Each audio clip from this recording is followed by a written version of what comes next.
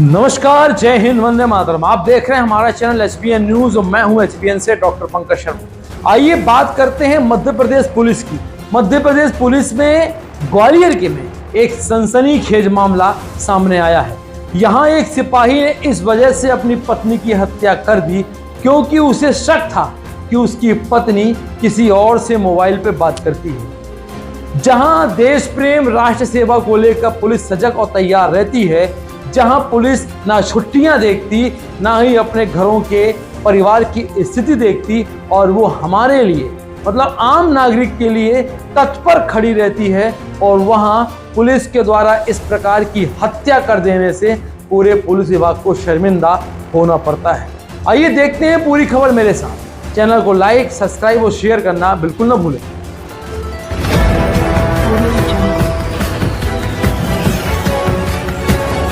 देख रहे हैं एचबीएन न्यूज, आपको रखें हर पल सच से अब। मध्य प्रदेश पुलिस के ग्वालियर से सनसनीखेज मामला सामने आने पर पुलिस महकमे में हड़कंप मच गया है। जहां एक सिपाही ने अपनी पत्नी की हत्या केवल इसलिए कर दी, उसे यह शक था कि उसकी पत्नी किसी और से मोबाइल पर बात करती है। जहां पुलिस सबूतों के आधार पर जुर्म के पर्दाफाश करती है, वहीं इस पुलिस वाले ने यह भी नहीं सोचा कि इसकी हकीकत जानना चाहिए। पहले तो उसने पत्नी को पीटा, फिर गुस्से में तकिए से मुंह दबाकर उसका दम घोटकर उसकी हत्या कर दी। इतना ही नहीं, जुर्म को छुपाने के लिए सिपाही ने पत्नी की लाश को ट्रैक्टर ट्रॉली में रखकर एंडोरी भिंड में पैतृक गांव में ले जाकर अंतिम संस्कार भी कर दिया। इस काम में पूरे परिवार उसका मददगार साबित रहा, लेकिन मृतकों के बच्चों ने हत्या का राज तब खोल दिया जब पुलिस उनसे पूछताछ करने लगी। उन्होंने पुलिस से कहा कि पापा ने ही मम्मी का खून किया है। इसके बाद पुलिस ने मामला दर्ज कर आरोपी सिपाही की तलाश शुरू कर दी है। दरअसल पूरा मामला बहोड़ापुर थाना क्षेत्र के अंतर्गत आता है। यहां बीते दिन हुए 35 साल की गायत्री गुर्जर की हत्या का सच सामने आ गया तो पुलिस महकमे में हड़कंप मच गया। गायत्री की जान किसी और ने नहीं बल्कि उसके पति रामहरि गुर्जर ने ही ली थी। रामहरि पुलिस विभाग में सिपाही है और इन दिनों वह शहडोल में पदस्थ है। खबर सुनिए, इन दिनों वह शहडोल में ही पदस्थ है। पुलिस के मुताबिक रामहरि को यह शक था कि गायत्री मोबाइल पर किसी से बात करती है, इसलिए अक्सर उन दोनों का विवाद होता रहता है। रामहरि पिछले महीने छुट्टी पर ग्वालियर गया हुआ। 26 जुलाई की शाम को जब वह घर पहुंचा तो उसने मोबाइल के मसले को लेकर अपनी पत्नी गायत्री से उसका विवाद शुरू हो गया।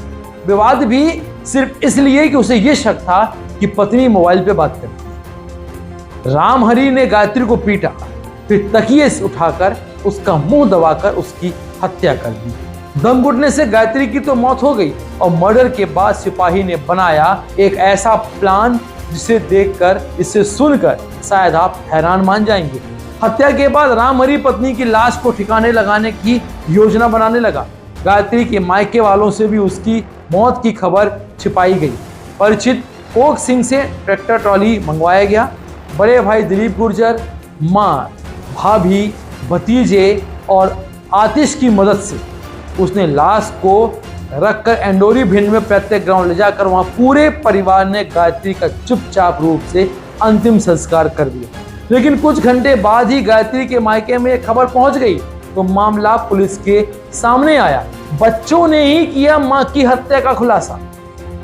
देखिए, इसीलिए कहते हैं कि बच्चे भगवान का रूप होते हैं, और बच्चों ने अपनी मां की हत्या का खुलासा पुलिस के सामने कर दिया।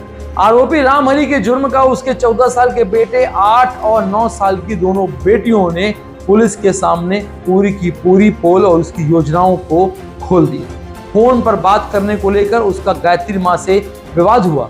गुस्से में रामहरि ने गायत्री को पीटा। इस दौरान बच्चे मां को बचाने के लिए रोने और चिल्लाने भी लगे थे। उसने तीनों बच्चों को धमकाकर रोना और उनका चिल्लाना बंद कराया। अगर शोर मचाया तो तीनों को मैं मार दूंगा। फिर तकिए से पत्नी का मुंह दबाकर उसे मार डाला।